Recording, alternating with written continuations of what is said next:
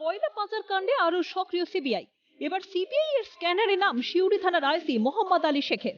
কয়লা পাচার কাণ্ডে রাজ্য পুলিশের হাতে গ্রেপ্তার হওয়া এক পুলিশ আধিকারিককে জিজ্ঞাসাবাদে উঠে আসে মোহাম্মদ আলীর নাম। এছাড়াও একাধিক আইপিএস পদমর্যাদা সম্পন্ন অফিসারকে জিজ্ঞাসাবাদ করা হয়। সূত্রের খবর, প্রায় 8.5 ঘন্টা জেরার পর নিজাম প্যালেস থেকে বেরিয়ে যান মোহাম্মদ আলী শেখ। এর আগে তাকে দুবার তলব করা সত্ত্বেও গড়হাজির ছিলেন তিনি। প্রায় 8.5 ঘন্টার জিজ্ঞাসাবাদের পর নিজাম প্যালেসের সিবিআই দপ্তর থেকে বেরিয়ে গেলেন শিউরির আইসি পদমর্যাদা সম্পন্ন অফিসার মোহাম্মদ আলী শেখ। এর আগে তাকে দুবার তলব করা হয়েছিল, কিন্তু দুবারই তিনি গড়হাজির ছিলেন। ফের আজকে তাকে তলব করা হয়।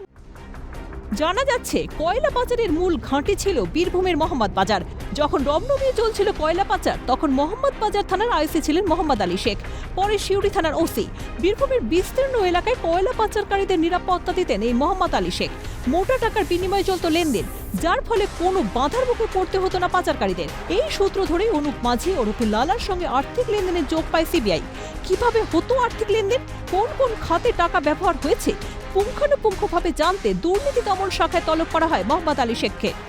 করা হয় অনুপ মাঝি ওরফে লালা, যিনি কয়লা কাণ্ডের সঙ্গে যুক্ত ছিলেন, যাকে সিবিআই গ্রেফতার করেছিল। তার সঙ্গে একটা আর্থিক লেনদেন ছিল এই মোহাম্মদ আলী শেখের। কিভাবে আর্থিক লেনদেন হয় এবং কোন কোন খাতে এই টাকা ব্যবহার করা হয়, সেই বিষয়টি কিন্তু আজকে পুঙ্খানুপুঙ্খভাবে জানার জন্য সিবিআই আধিকারিকরা তাদের অ্যান্টি করাপশন ব্রাঞ্চে আজকে তলব করা হয়। তার ব্যাংকের সমস্ত নথি নিয়ে তাকে তলব করা হয়। প্রশ্ন ওঠে, কে এই অনুপ মাঝি?